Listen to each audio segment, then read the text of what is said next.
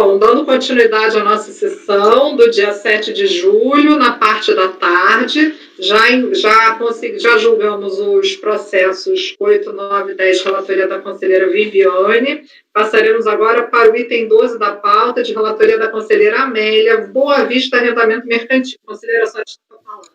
Na verdade, o 8 não foi julgado, né? Ele está em vista de mesa. Sim, mas a gente, por enquanto, não pega nele, né? Vamos continuar continuidade à pauta. Bom, é um recurso especial do contribuinte contra o acórdão 402.00.358, e foi negado o provimento do recurso voluntário, né? Houve a oposição de embargos de declaração pelo contribuinte, que também ele foi acolhido parcialmente para sanar a omissão, e no mérito ratificou o acórdão anterior, mantendo a decisão no sentido de se negar provimento. Então, ele, inconformado, interpôs o recurso especial, alegando divergências jurisprudenciais com relação a juros de mora aplicáveis sobre a multa de ofício, realização mínima do lucro inflacionário e tributação do lucro inflacionário.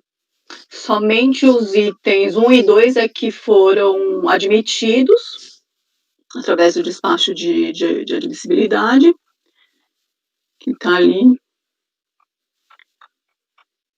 Eu não vou ler tudo, né? Aqui no final, só por todo exposto, considerando terem sido satisfeitos os pressupostos de admissibilidade, apenas com relação às duas primeiras matérias, objeto do recurso, juros de mora sobre a multa de ofício, realização mínima do lucro inflacionário do segmento parcial. Houve interposição de agravo, e o despacho ele foi rejeitado, o despacho de agravo, o agravo foi rejeitado, confirmando o segmento parcial.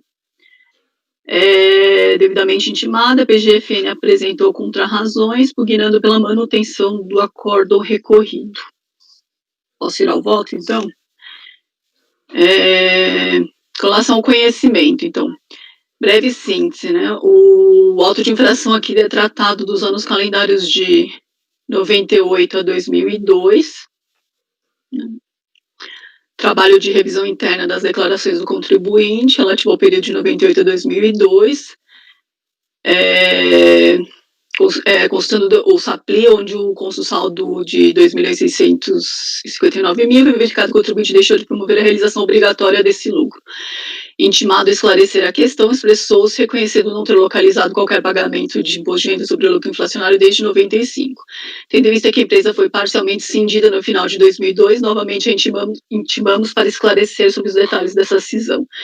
Em resposta, foram apresentados documentos que demonstram claramente que, muito embora a cindida tenha transferido apenas 0,05% do seu patrimônio líquido com relação aos bens ativo permanente, essa transferência foi de 100%. Uma vez que o lucro inflacionário tem origem justamente na correção monetária desses ativos, a previsão legal é de que no momento da cisão, o lucro inflacionário ainda diferido deveria ter sido integralmente realizado.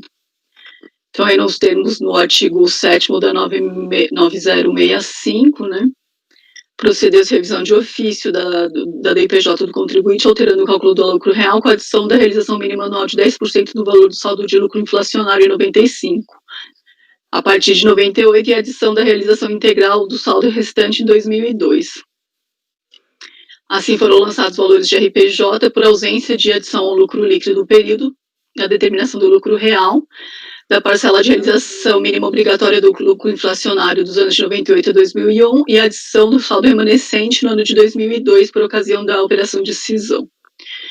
A DRJ considerou o lançamento procedente em parte, quando reconheceu a decadência dos valores de realização mínima obrigatória nos anos calendários de 95, 96 e 97. Deixa eu arrumar aqui. O acordo recolhido também, ele mantém o lançamento baseando-se no artigo 417.449 do RI, e bem como na súmula 10 deste CARF.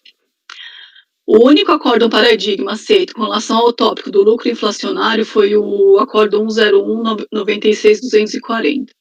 Sobre tal acordo, existem alguns pontos a serem analisados. Primeiro, o recorrente entende que a fiscalização não promoveu a atualização do saldo do lucro inflacionário a realizar para o dia 31 de dezembro de 95, no percentual de 5% para os anos calendários de 92, 93 e 94. Entretanto, o acordo recorrido de embargos assim coloca: No que tange a omissão do acórdão quanto à exclusão das realizações mínimas de 92 a 94 à taxa de 5% ao ano, que não teriam sido excluídas pela fiscalização, constata-se que realmente a matéria não foi apreciada no acórdão embargado. Portanto, correto conhecimento dos embargos nessa parte. Ocorre que a matéria não foi objeto de impugnação, logo trata-se de questão preclusa à luz do artigo 17 do Decreto 7235. Além disso, tanto no recurso voluntário quanto nos embargos, o contribuinte não faz prova de que deixou de efetuar as realizações mínimas dos anos de 92 e 94. Fez-se que caberia a contribuinte efetuá-las. É certo que o fisco não fez essa verificação, mas não estava obrigado a fazê-lo, até porque tratava-se de períodos atingidos pela decadência para fins de lançamento. Assim, não é possível afirmar que no saldo do lucro inflacionário de 31 de dezembro de 95 está incluídas as parcelas não realizadas nos anos de 92 a 94. Então, aqui, olha, se tal matéria não foi impugnada de fato, operou sua preclusão nos termos do parágrafo 4º do artigo 16 do 7235. Ainda assim, o acórdão recorrido de embargos considerou que o contribuinte não apresentou as provas acerca dessa matéria. Segundo, o acórdão paradigma, no tópico em que trata como divergente, considera que devem ser excluídos do montante do lucro inflacionado de períodos anteriores os valores relativos a parcelas cuja realização era obrigatória por lei, mesmo com outras parcelas relativas a períodos sobre os quais já não mais se pode constituir o crédito em face de sua decadência. Então, é aqui. Eu colaciono o seguinte trecho, né? Então, o artigo 30 estabelece que a pessoa jurídica deverá considerar realizado mensalmente, no mínimo 240 avos, ou o valor efetivamente realizado no termo da legislação em vigor, do lucro inflacionário acumulado e do saldo credor da diferença da correção monetária IPC-BTNF. A partir do exercício financeiro de 95, a parcela de realização mensal acumulado passou a ser de no mínimo 120 avos. O fato de não ter o contribuinte por omissão oferecido à tributação tais valores não exime a autoridade lançadora de os reconhecer em seu cálculo, desconsiderando os períodos subsequentes.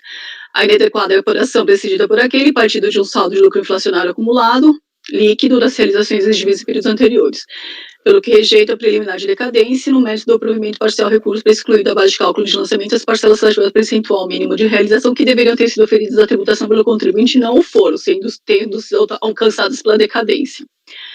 Quanto à vida vênia, não se trata do mesmo assunto. A questão da exclusão dos anos anteriores pela decadência, ela já foi acatada pela DRJ, quando ela considerou os períodos de 95 a 97 e ajustou os valores lançados. Então, entendo que esse paradigma não deve ser acatado. Portanto, não conheço este tópico do recurso especial do contribuinte. Quanto ao segundo item, ela trata dos juros de mora sobre a multa de ofício, que foi mantido pelo acordo recorrido. E aí, nessa linha, eu tenho a súmula 108.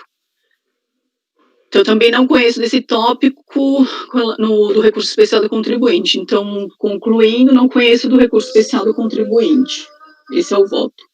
Ok. Conselheiro André, como vota?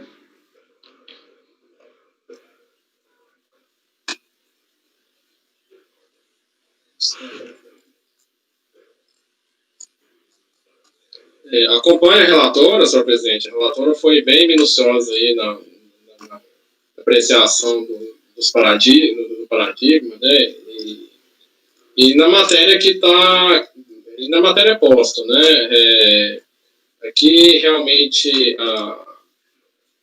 vem se protestar pelo fato de que, em tese, não teriam sido consideradas as realizações mínimas de lucro inflacionário de 92 a 94, né? Seria esse protesto aqui. E identificou muito bem aí a relatora que, primeiro, que, na realidade, já no voto da DRJ, a DRJ já faz um ajuste, e ela já faz esse ajuste a partir de 95, precisamente porque a DRJ ela já constata que essa ausência de realização mínima ela começou em 95, tá? No voto da DRJ. Tá? Quer dizer, ou seja, em 94 e anos anteriores, essa realização estava sendo feita. Tá?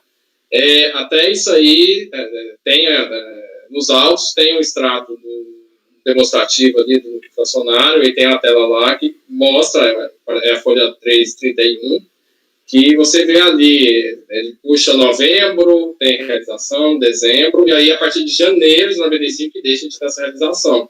Tá? Então, assim, o ajuste foi corretamente efetuado, tá? Então, na realidade, aqui, o paradigma ele não serve, né, ele não se mostra apto para poder estar reformando essa matéria, tá? A questão do lucro inflacionário. Até porque, como bem colocou a relatora aí, é uma matéria ali que, além de ela não ser litigiosa, ela também, inclusive, não foi objeto ali de manifestação por meio de impugnação. Tá? Então, sobre essa falta de realização ali, potencial falta de realização mínima de 92 e 94, você tem ali um pedido ali que não encontra ali um objeto nos autos. Primeiro, porque isso já foi feito pela decisão da DRJ, a DRJ já deixou claro ali a razão pela qual 92 e 94 não foi feito, por quê? Porque a ausência de realização só começou a partir de 95, e também porque não foi aí objeto de insurgência por meio de impugnação. Tá? Então, acompanha a relatora e a outra matéria, de sobre multa, né? Então não há maiores considerações. Então, acompanha a relatora no sentido de não estar conhecendo o recurso. Ok, conselheira Lívia. Acompanha a relatora. Conselheira Edeli.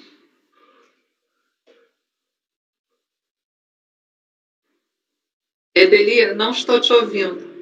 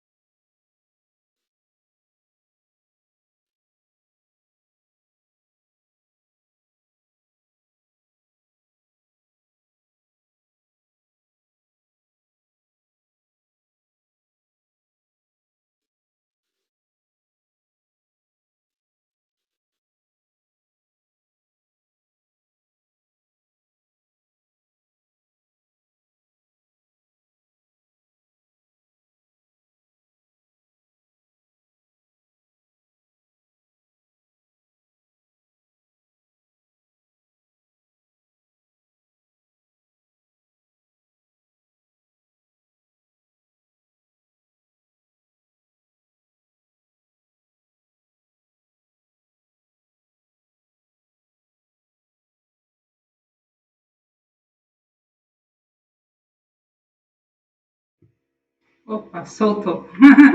Ele não estava soltando. Eu acompanho a relatora. É possível até que esse contribuinte tenha sofrido autuação antes, se essa realização mínima seja decorrente da própria apropriação em decisões anteriores, né? A matéria não vem impugnada e aí toda essa questão de prova fica prejudicada, né? Então, realmente não dá para estabelecer a similitude fática nessas circunstâncias. Conselheira Viviane, como vota? Acompanha a relatora. Conselheiro Tozelli, como vota? Eu acompanho a relatora. Conselheiro Caio, vota? Com a relatora. Bom, eu também, então, negado conhecimento do resto do contribuinte por unanimidade. Então, vamos para o último agora da pauta. Temos a vista de mesa, não esquecia. Francisco Bezerra de Albuquerque. Caio é o relator, conselheiro Caio. Você está com a palavra. Obrigado, presidente. Só estou esperando abrir aqui. Preciso só ajeitar para a leitura.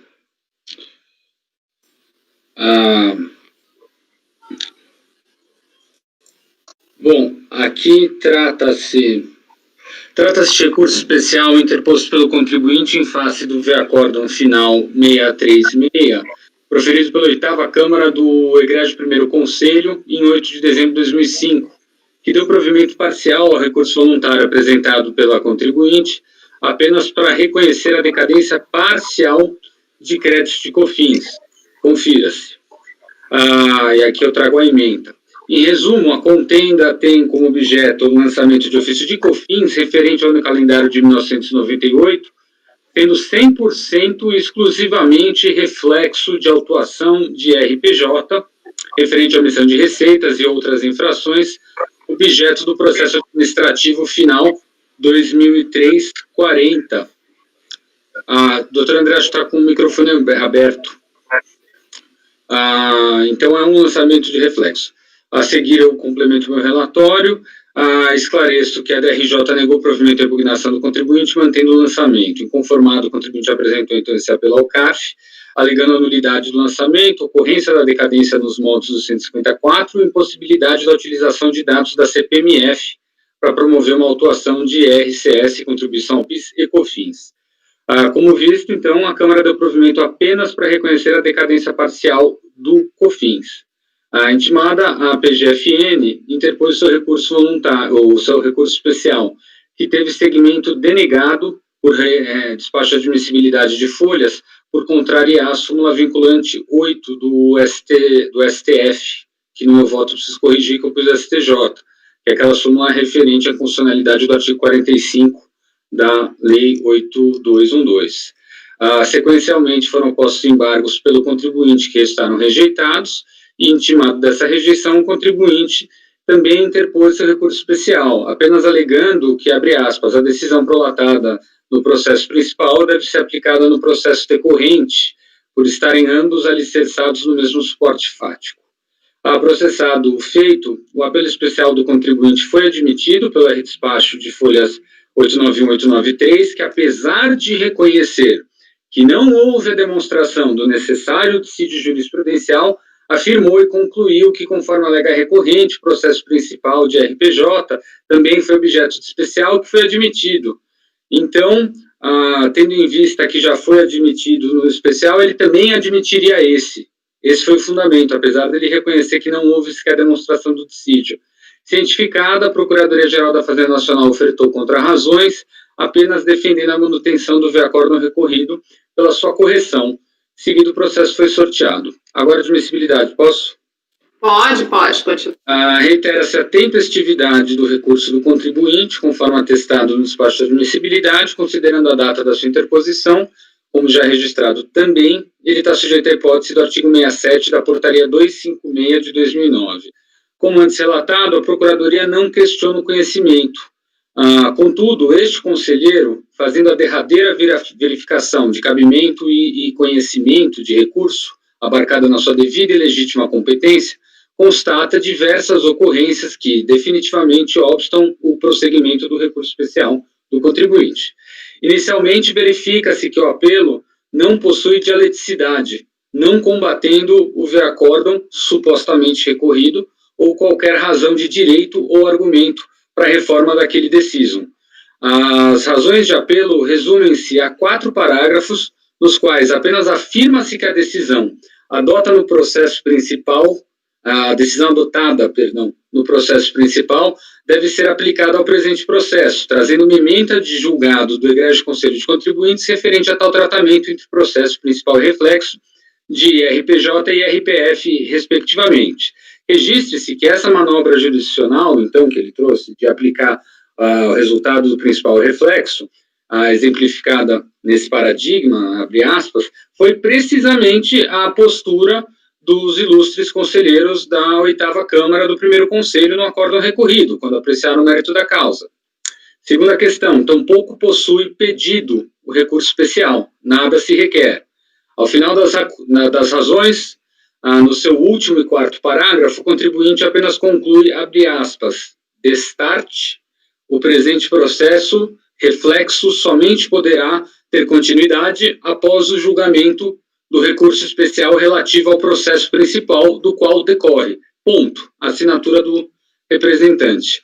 Não existe pleito de reforma parcial ou total do viaresto proferido pela Colém da Câmara, ou mesmo de anulação, cancelamento ou redução do crédito tributário. Repita-se, nada se requer.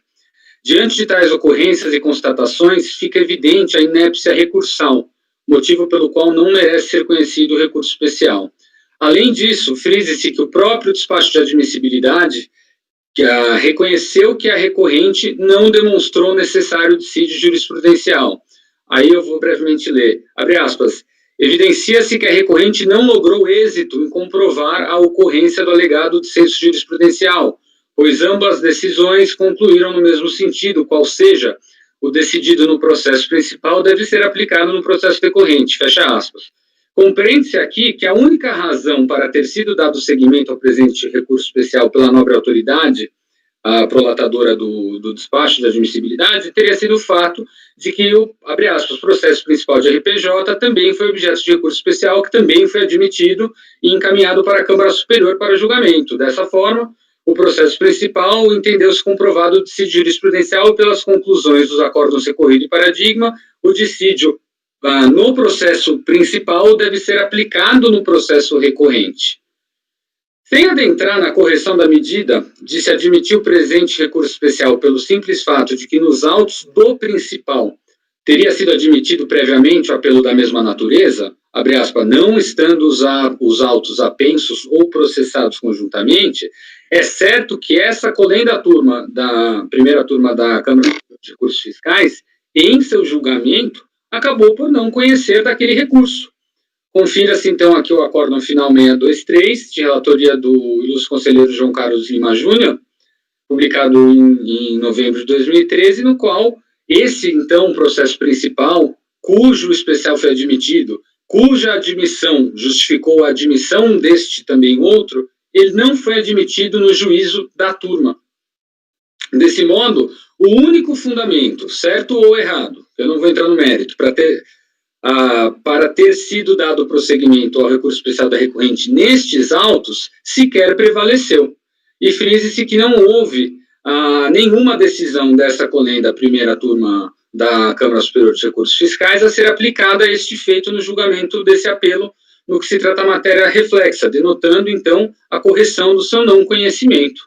Assim, confirma-se a total impossibilidade de conhecimento do recurso especial. Então, fazendo um resumo, tem 3 motivos. O primeiro, não tem dialeticidade. Ele não traz nenhuma razão de direito, de fato, ou qualquer argumentação para a reforma da decisão. Segundo, não tem pedido. Então, os dois conjuntamente já transformam o recurso em totalmente inepto. Terceiro, não foi comprovado dissídio jurisprudencial reconhecidamente.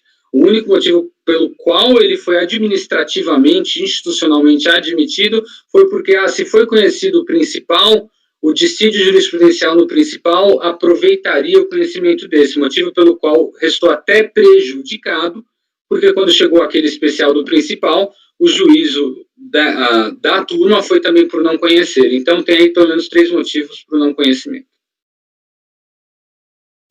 Ok. Conselheiro André, está preparado? Podemos ir? Com o relator. Conselheira Lívia. Parabenizo o relator pela extensão do voto e por ter ido até além. Eu não iria tanto além e eu acho que não concordo, por exemplo, com a ausência de pedido. Acho que eu não seria tão rígida. Acho que diante de um papel de pão, quase que parece ter sido do apelo, né, da vontade de... Mas eu acho que eu aceitaria um caso, assim. Então, eu só vou pelas conclusões por isso, mas com o relator. Ok. Conselheira Edeli. Eu tenho defendido a aplicação do regimento no sentido de você aplicar uma decisão de mesma instância para processos decorrentes, no suposto de que o contribuinte tem direito, como a questão de fundo ela é fundamento, a questão de fundo do principal ela é fundamento de decidir do decorrente, isso já traz a matéria para dentro do decorrente e permite ao interessado apresentar o mesmo recurso especial que ele apresentaria lá. Né? Então, o que induziria as questões a terem a mesma solução. Mas, para isso, é preciso que o contribuinte observe os requisitos regimentais. Então, ele tem que apresentar no decorrente um recurso tempestivo e tem que cumprir os demais requisitos. Né? Não foi o que aconteceu nesse caso. O contribuinte pediu sua aplicação sem transpor para cá a mesma divergência que eventualmente havia suscitado no principal. Né? Acompanho o relator. Ok. Conselheira Amélia. Também acompanho o relator. Conselheira Viviane. Acompanho o relator. Conselheiro Tozelli. Com o relator. Eu também. Então, foi por unanimidade negado conhecimento ao RESP do contribuinte. As conclusões. Alívio pelas conclusões, isso mesmo. Só deixar claro, eu não chamei o recurso do contribuinte de papel de pão, e sim que eu aceitaria um papel de pão, tá? Só para Não. Deixar claro isso aqui. Bom, pessoal, ainda temos uma vista de mesa, mas acredito que pelo adiantado da hora, conselheiro André, podemos deixar para amanhã, né? O número 8. Quer falar? Fala, pode falar. Tá, não, era isso que eu ia solicitar, para ver se a gente consegue ver amanhã, tá? Ok. Aproveitar só uma dúvida, senhor presidente. O resultado do item 11 é não conhecer do recurso, unanimidade, por gentileza? 11 foi só por pipa, né? Negado conhecimento por unanimidade. Tá? Agora, então, diante vamos pelo adiantado da hora, vamos deixar a vista de mesa para amanhã. Amanhã é o dia intenso. Vamos começar às 9h, peço que chegue um pouquinho antes e espero entrar na sala certa. E eu me despeço dos conselheiros hoje e amanhã recomeçaremos no mesmo horário das 9h. Tá? Muito obrigada pela participação. Edeli, pode interromper. Não, só um instantinho. Pode interromper a gravação. Encerrar.